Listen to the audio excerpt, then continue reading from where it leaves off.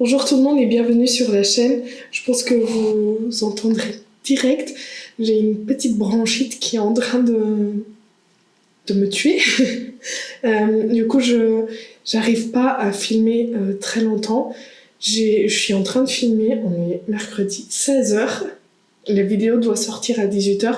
Donc je voulais vous faire un tour de toutes les palettes que j'ai pu tester pendant l'année 2022. Mais comme j'arrive pas à tenir longtemps à parler, je vais plutôt vous faire aujourd'hui un ranking des palettes. Et demain, j'essaierai de vous sortir le top 10. Donc on va faire toutes les autres. Et il y en a à peu près 30 palettes, un peu plus que 30. Donc on va faire toutes ces 30 palettes aujourd'hui et demain on fera le top 10. Comme ça me fatigue moins. Et j'essaierai encore de vous sortir cette vidéo aujourd'hui à 18h. Donc c'est parti pour le ranking des palettes de fard à paupières que j'ai testées cette année. On va commencer par les pires et on va vers les meilleurs. Comme ça, ce sera plus simple.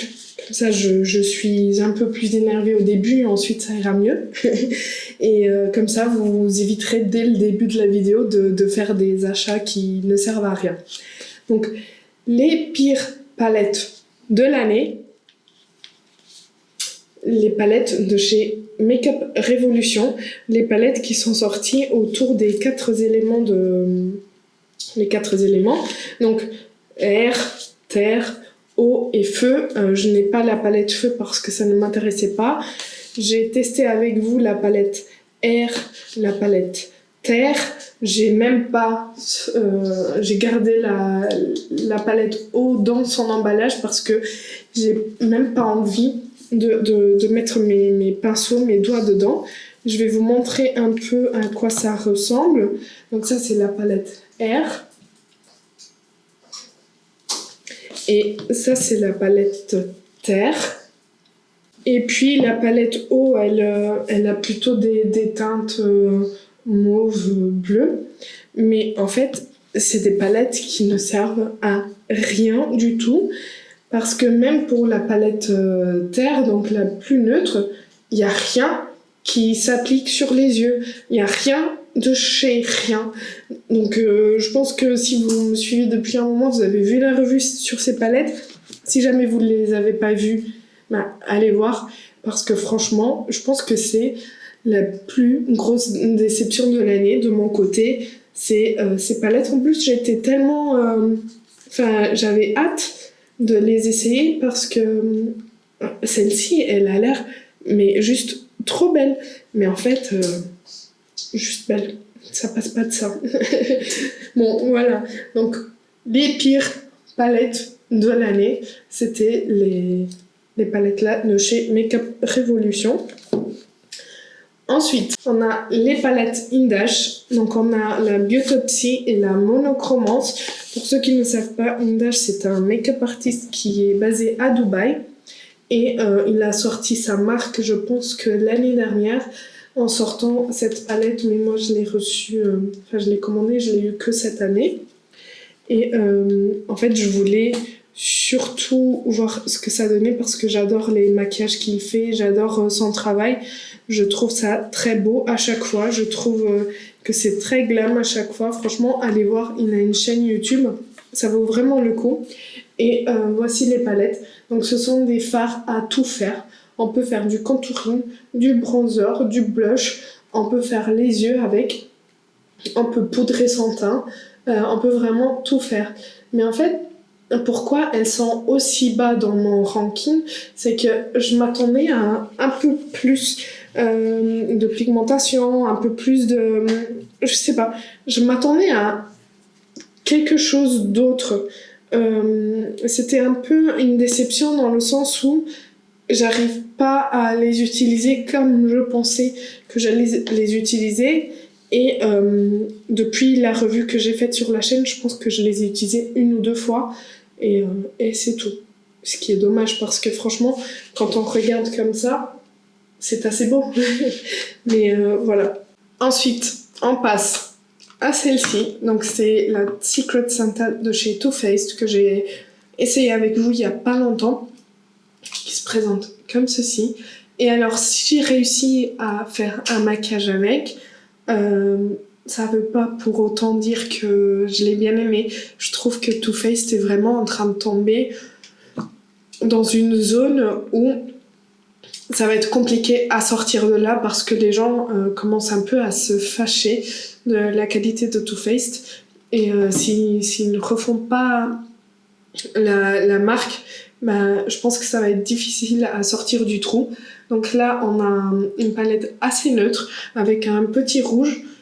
Oui, j'ai réussi à faire un look qui passe, mais franchement, ce sont pas du tout mes fards préférés. La formulation n'est pas du tout celle que j'aime. Et juste après, on a la You're So Hot, pareil, de chez Too Faced, qui se présente comme ceci.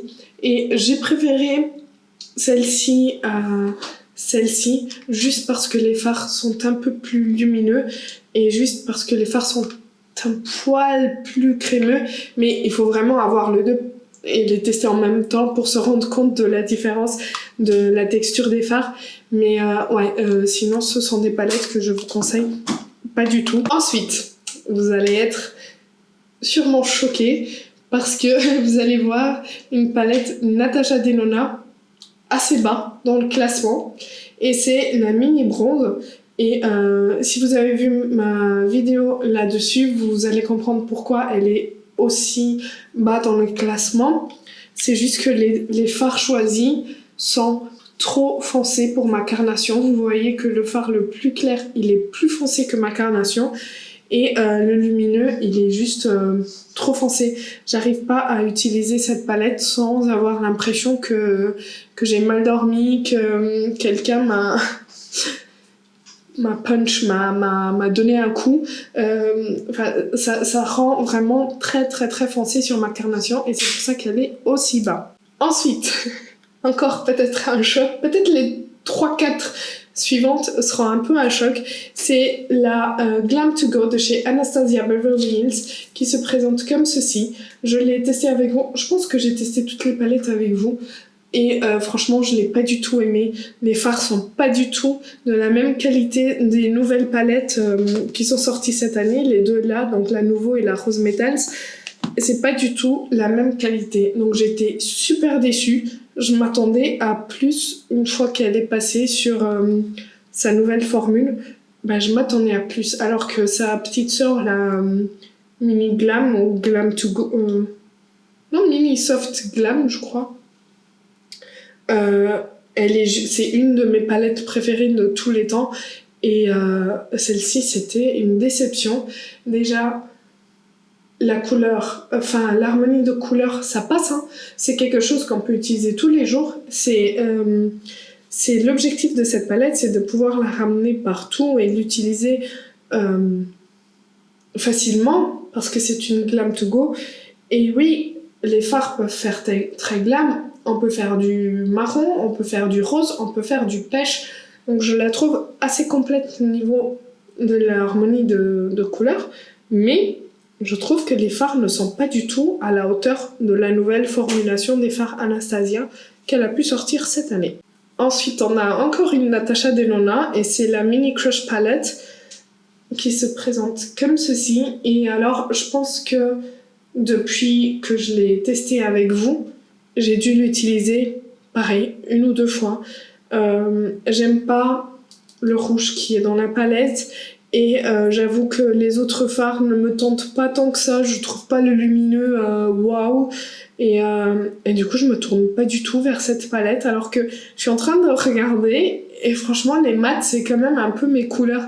Mais bon, je pense que je vais me mettre le défi de, pendant les premiers mois de l'année suivante, utiliser ces palettes qui sont plus dans mon classement, en bas du classement, pour leur redonner une chance parce qu'il y en a que j'ai pas autant utilisé que ça et c'est pour ça aussi que je les ai mises en bas du classement parce que je me suis dit si je les ai pas utilisées c'est qu'il y a quelque chose qui me fait leur tourner un peu le dos. Ça veut dire que soit la formule n'est pas bonne, soit l'harmonie de couleur n'est pas bonne. Donc voilà, c'est pour ça aussi que je les ai classés aussi bas. Ensuite, on a la palette de chez Charlotte Tilbury, la Pillow Talk Dreams, qui se présente comme ceci. Et c'est une palette que j'aime bien, mais en fait, il me fallait un marron un peu plus foncé que celui-ci, parce que je le trouve quand même assez clair, et du coup, les maquillages n'ont pas de profondeur, et c'est compliqué pour moi de faire un maquillage complet avec cette palette uniquement. J'ai toujours besoin d'aller piocher dans une autre palette.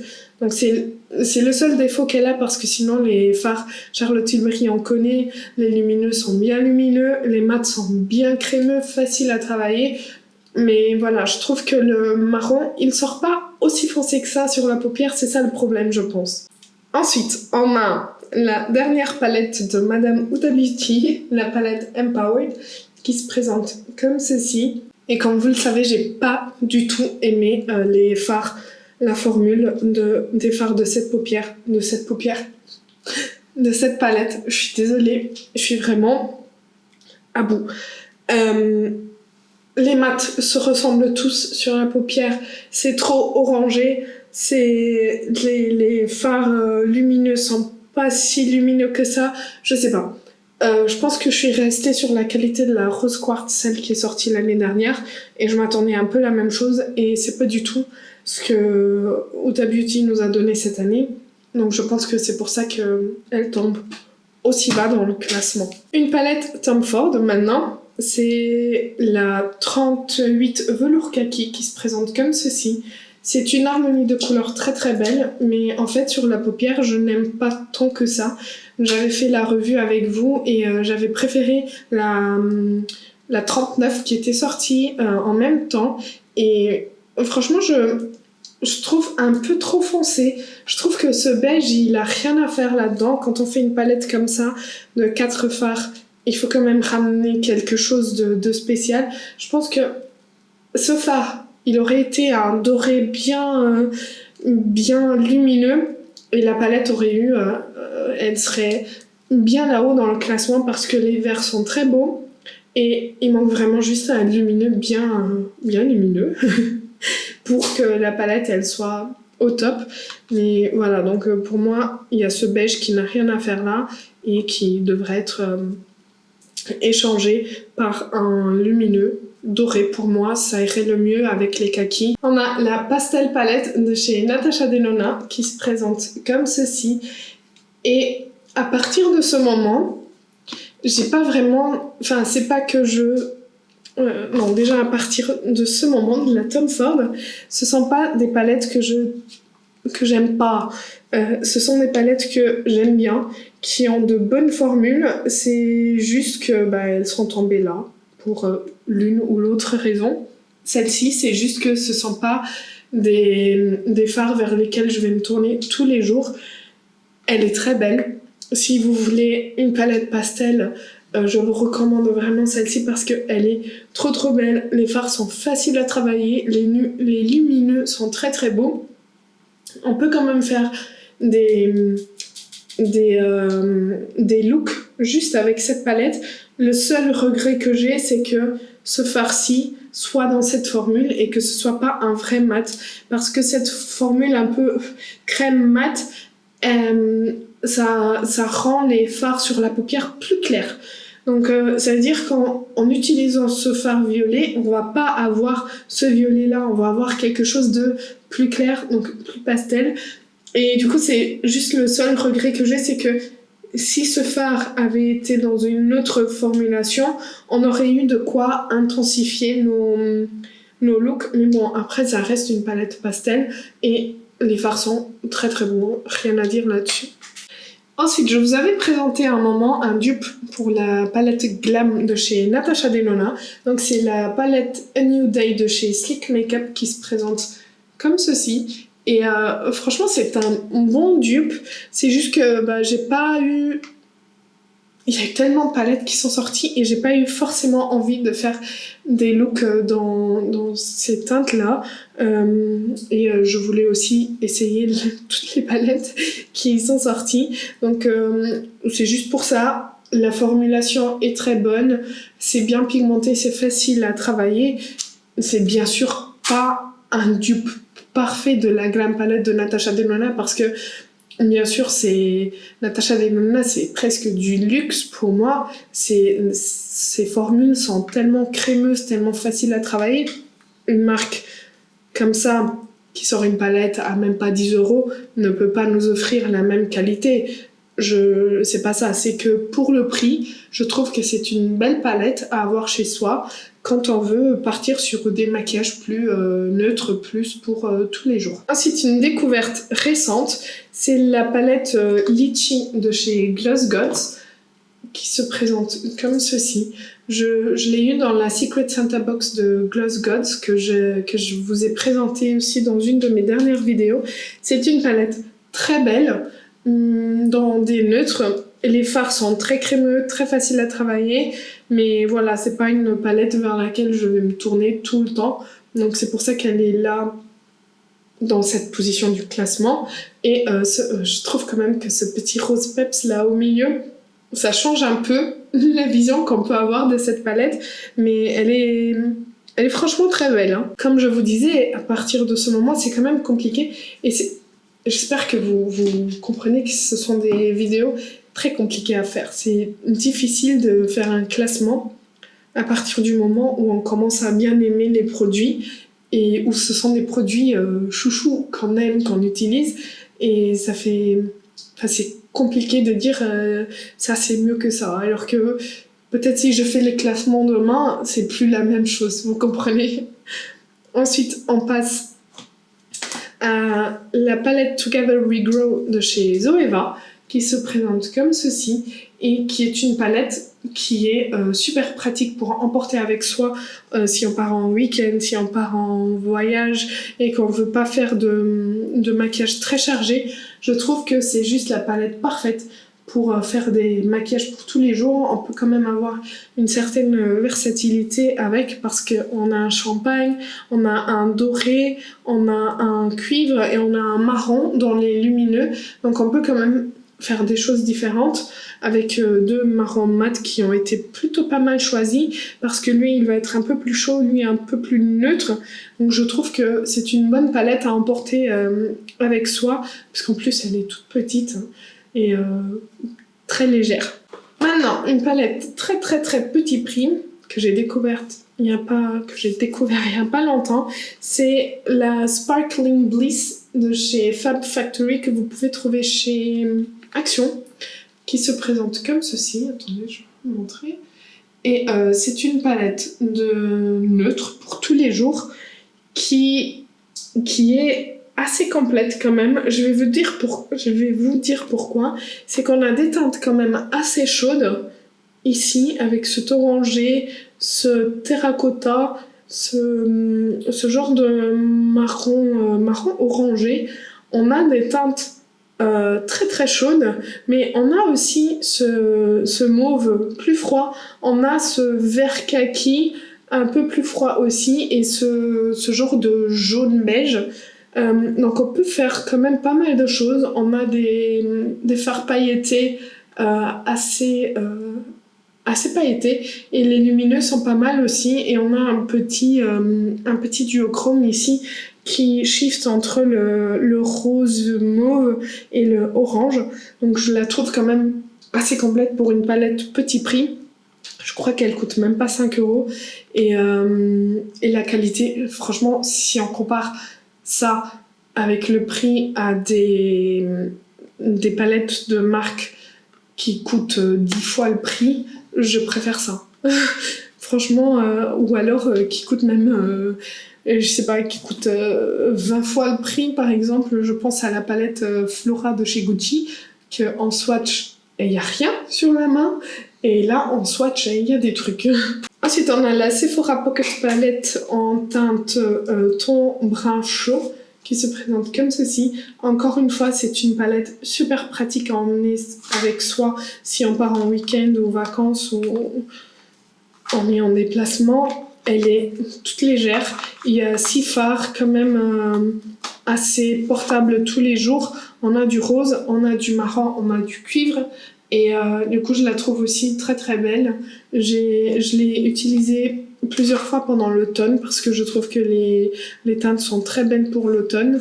Et voilà, je la trouve vraiment très très bien niveau formule. C'est facile à travailler et c'est bien pigmenté. Maintenant, une toute petite palette, mais qui n'est pas tout petit prix, c'est la Petit Four Lilas de chez Viseart qui se présente comme ceci. Ce sont 4 fards très froids dans les gris. On a un gris lumineux, on a un rose mauve gris. On a un taupe et on a un gris lumineux plus foncé. J'ai tellement utilisé cette palette. Elle est juste merveilleuse. Et j'avoue que je suis un peu d'accord avec vous parce qu'il y a quelqu'un qui m'avait dit il manque un fard foncé. Oui, il manque un fard foncé, en effet, pour un peu donner de la dimension au maquillage. Peut-être que ce taupe, il aurait dû être bien plus foncé vu qu'on a déjà un plus clair, un mat plus clair vu qu'on a 2 lumineux et 2 mats. Peut-être que ce taupe, il aurait dû être plus foncé ou alors garder ce taupe et carrément mettre peut-être un gris presque noir. Et là, ça aurait été parfait, je pense. Mais franchement, je l'ai tellement utilisé parce que je trouve les lumineux juste magnifiques. Je m'étais dit, je vais pas faire de swatch, mais bon. Parce que si je swatch toutes les palettes, je ne sortirai pas d'ici. Mais vous voyez, je trouve ça trop beau. Je trouve que les fards sont très faciles à travailler. Et bon, c'est une petite palette, 4 fards, super pratique, super légère, qu'on peut emmener avec soi partout et quand même faire un maquillage très glam, très lumineux. On passe à des palettes petit prix. On passe à la She's Dreamy de chez Révolution Pro, donc une palette de 5 fards que je vous ai présentée pour l'automne, qui est juste trop belle, trop bien pigmentée, enfin pas trop bien, très bien pigmentée et très facile à travailler. Les lumineux sont magnifiques, les mats sont crémeux, enfin le mat, il y a juste un mat, mais celui-ci peut se travailler comme un mat et celui-ci aussi. Le vert aussi, et le vert plus clair. Oh, mais franchement, si jamais vous hésitez sur une palette petit prix, n'hésitez pas à aller regarder sur ces palettes-là. Il y en a plusieurs dans la collection. Et franchement, si j'étais déçue avec les 3 premières palettes Révolution que je vous ai présentées, là, je peux vous assurer que c'est tout un autre game. Enfin, c'est pas du tout la même chose. On est sur un autre championnat, là. On reste dans les petits prix avec la palette 5 in a Box Mini Eyeshadow Palette en teinte 020 Soft Rose Look de chez Catrice que j'ai testé il y a pas longtemps avec vous. Et qu'est-ce que j'ai adoré cette palette, je la trouve trop mignonne. Je trouve qu'elle ressemble énormément aux palettes de Natasha Denona de 5 fards.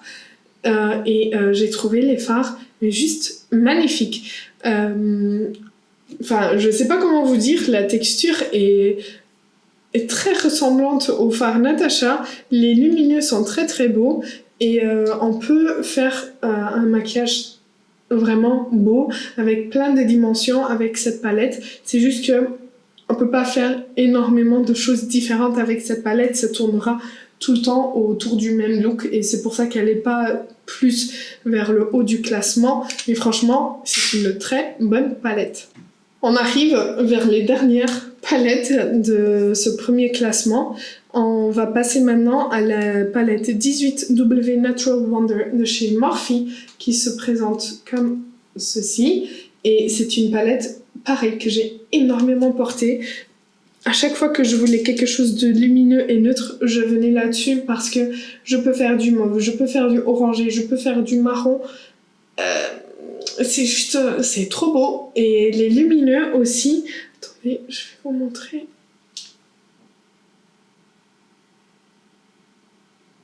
C'est glacé, on dirait un miroir.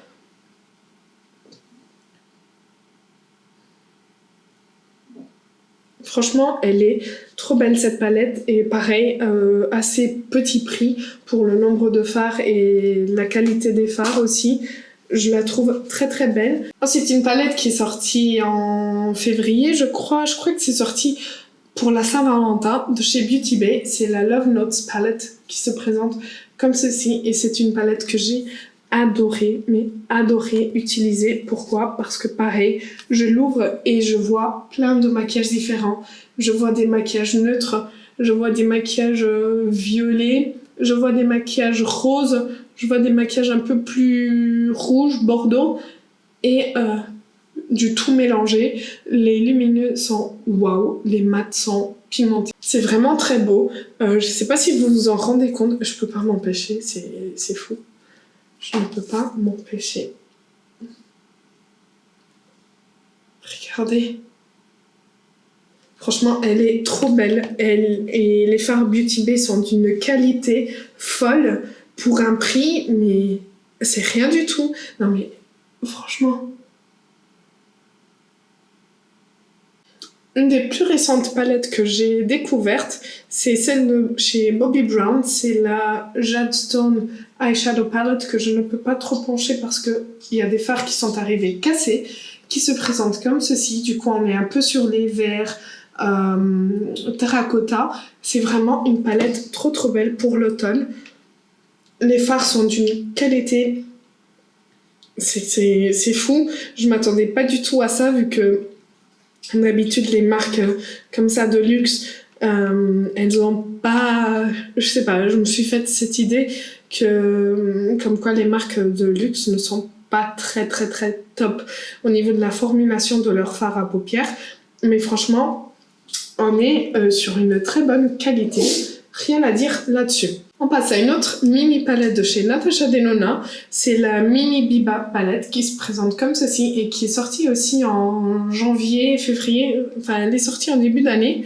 Je l'avais pas trop aimée au moment où je l'ai essayée, mais après je me suis quand même rendu compte que je l'ai pas mal utilisée. C'est juste que je trouvais dommage que les deux fards là et les deux fards là se ressemblent autant. C'était juste ça qui me gênait un peu, mais sinon c'est du Natasha Denona. La qualité est très très bonne dans cette palette et voilà, rien à dire, on peut pas faire de look très différent vu qu'il y a un seul lumineux et que les mats se ressemblent quand même beaucoup, donc voilà. Ensuite on a la Your Forever Love de chez Gloss Gods qui se présente comme ceci et qui est une palette trop trop belle.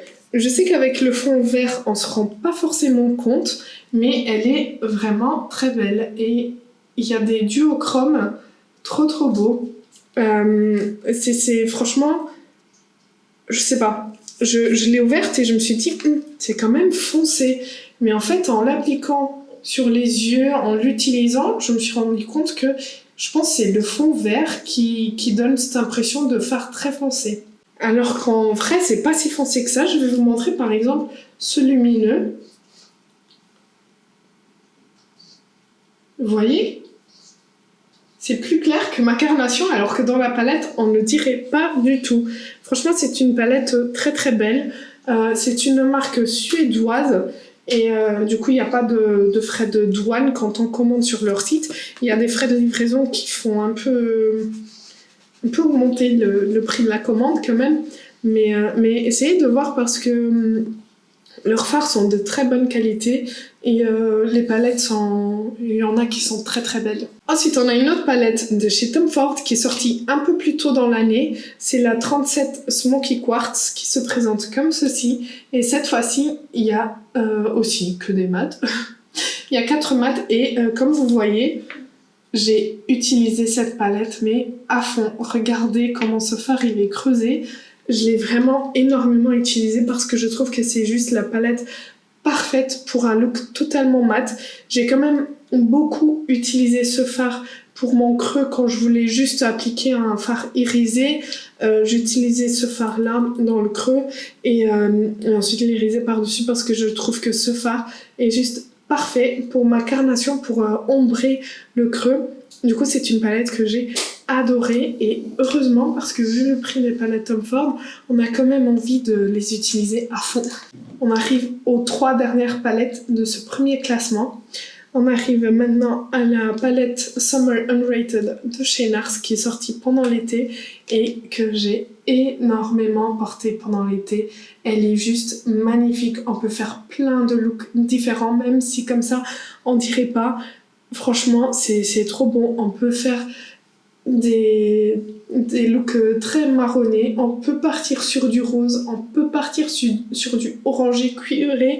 Franchement, c'est... Ah, ma voix qui commence à me lâcher. Là, j'ai mes poumons qui me disent « Arrête, qu'est-ce que tu nous fais là ?»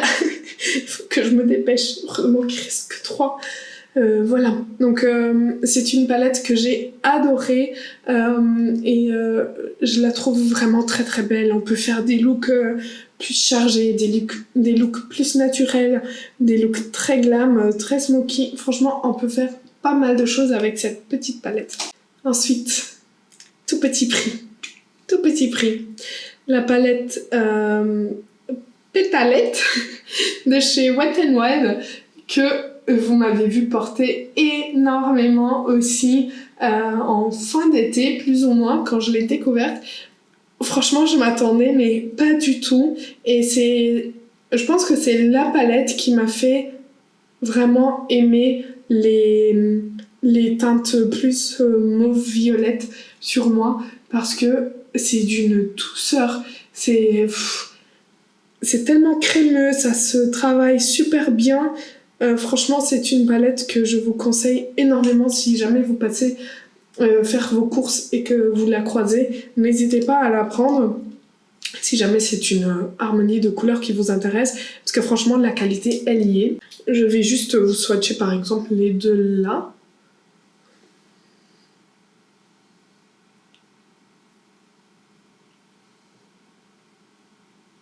Vous voyez, c'est vraiment très très beau. Hein. Et encore, j'ai fait des swatchs un peu bizarres. Attendez, le violet le plus clair.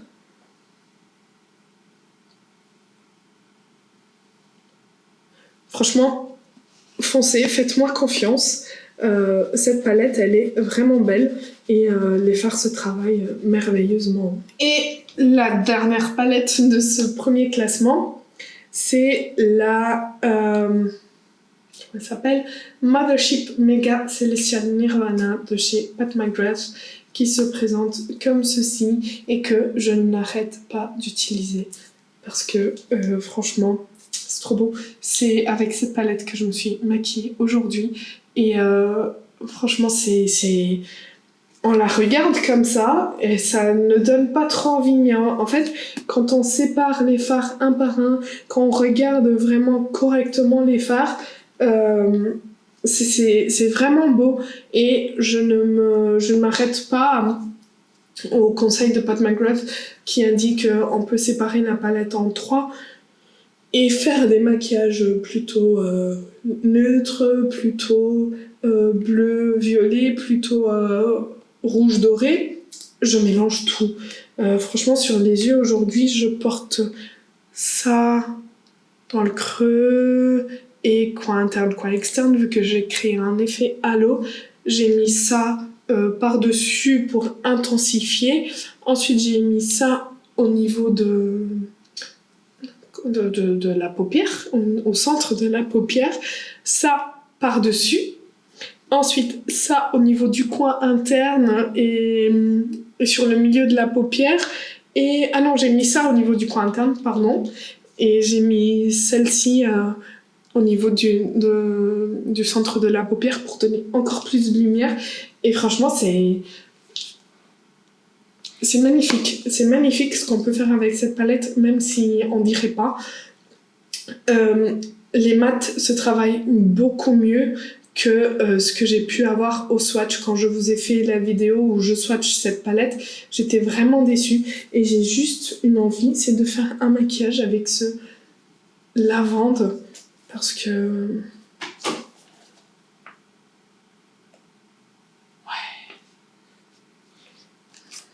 Ouais. Voilà pour cette vidéo, j'espère que ça vous aura plu. N'hésitez pas à me dire en commentaire s'il y a l'une des palettes que je vous ai présentées que vous aimez autant que moi ou pas du tout. Et n'hésitez pas à faire vos pronostics pour la vidéo de demain, donc pour le top 10 des palettes que j'ai pu tester cette année. On se revoit donc demain. Je vais passer au montage vite fait de cette vidéo pour essayer encore de vous la sortir avant 18h parce que là il est 16h45. Très bien. Donc j'ai 1h15 pour monter, publier, faire la miniature. Allez. Merci d'avoir vu la vidéo. Si vous êtes encore ici, n'hésitez pas à liker la vidéo si ça a été le cas. Abonnez-vous si ce n'est pas encore fait. On a finalement atteint la barre des 500. Allez, route vers les 1000. Et je vous dis à demain.